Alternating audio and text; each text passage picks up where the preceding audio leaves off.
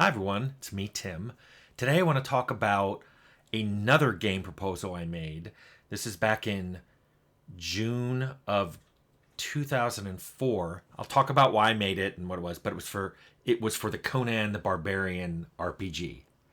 I was doing some going through my files for reasons, and I found all kinds of interesting things. But one of the things I stumbled across was a cache of a bunch of proposals that we had written when Vampire the Masquerade Bloodlines was winding down.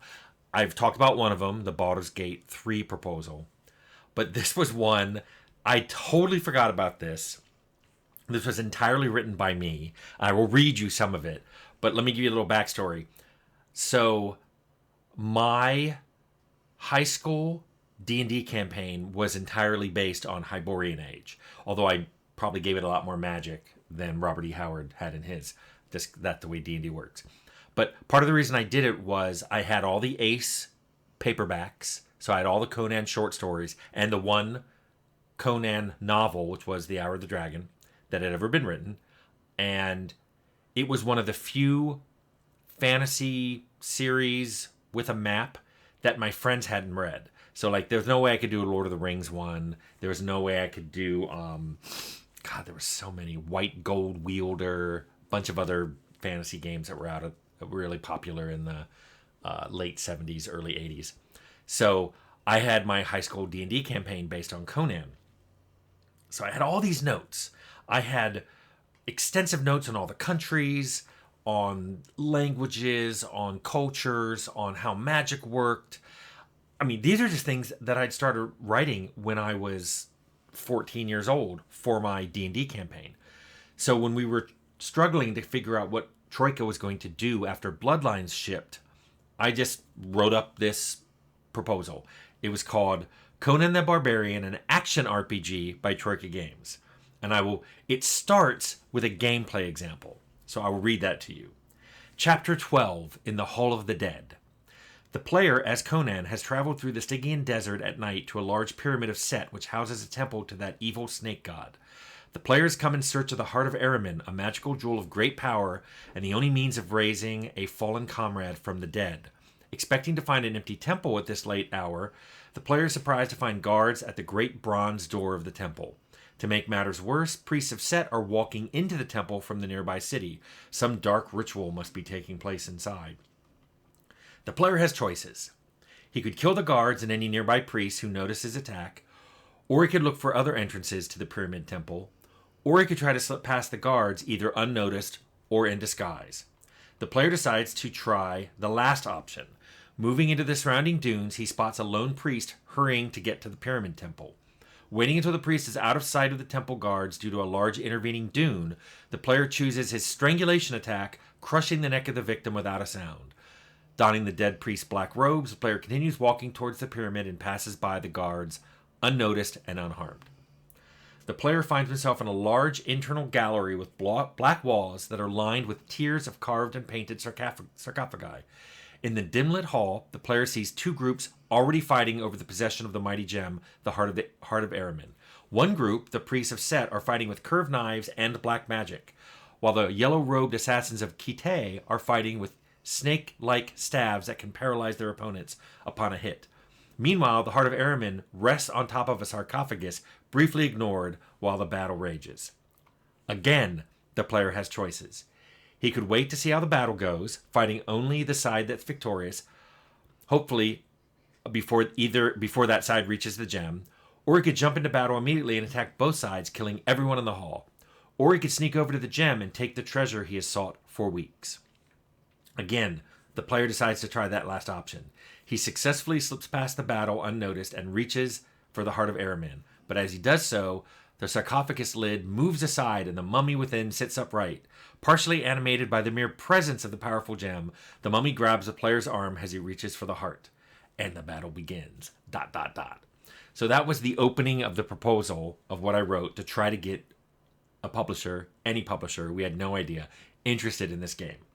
I had some sections that were just brief overviews. I wrote Game overview. Conan the Barbarian is an action RPG set in Robert E. Howard's glorious Hyborian age, the age of Conan, an age of black magicians, corrupt kings, and proud adventurers. Black-haired and sullen, Conan was a thief, a corsair, a man-at-arms, who traveled the length and breadth of the shining kingdoms of the Hyborian age, eventually to rule one of his own. The fates of empires turned on the strength and skill of his sharp-edged sword. Under engines and graphics, I wrote, we plan to use the technologically advanced Source engine, the engine behind Valve's Half-Life 2. Conan the Barbarian will be played in an over-the-shoulder, third-person mode, affording the player an outstanding view of Conan and his stunning combat animations. Conan and his foes will attack with synchronous animations for a cinematic feel, and all creatures will use normal map technology for even greater detail. Oh, normal map. Normal maps. Those were a big thing in the early 2000s. Realistic facial animations will bring these Hyborian characters to life. Under system mechanics, I wrote, unlike most role-playing games where the player begins as a weak character, Conan the Barbarian starts the player with a strong main character already. The player then chooses how to make him even more powerful as the game progresses. He can buy additional combat moves, such as Strangulation or Cyclone Strike, stealth moves. He can buy damage resistances to injury types such as Crushing or Fire, or even buy magical immunities in order to bring down powerful wizards. Multiple combat moves later on can be stacked for more devastation. Realistic physics simulations will allow Conan to toss his enemies around from the sheer force of his blows. The Hyborian Age is not your standard high fantasy world, but a world struggling towards a modern age after centuries of magical oppression. Unique creatures abound in this setting, from degenerate man-apes to magically animated constructs to creatures from beyond the outer dark. Using his sword, his bow, or just his fists, Conan must defeat all of these foes, and more, before he can lay a crown upon his troubled brow. Yes, I read a lot of Conan stories.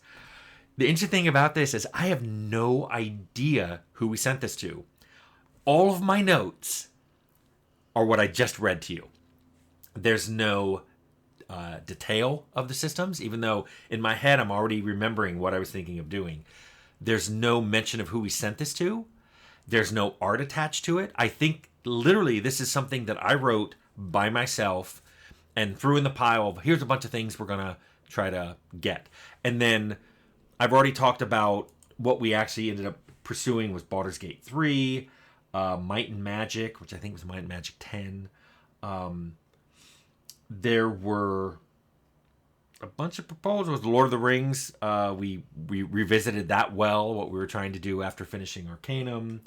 There was the proposal for Temple of Elemental Evil 2, which was what I told you, the GDQ expansions, Giant, Drow, Queen of the Demon Web Pits.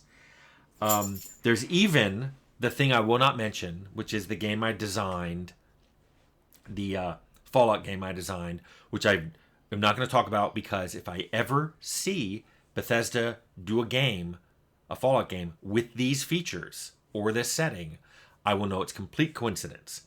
And I don't believe I showed this to anybody, but I've got a copy of it. It is dated May 25th, 2004. So anyway, I thought you'd like to see another one of the proposals we did after doing the Baldur's Gate 3 one. Just to hear what we were thinking of doing after Bloodlines. I don't think this ever went anywhere, though. But I hope you liked hearing it.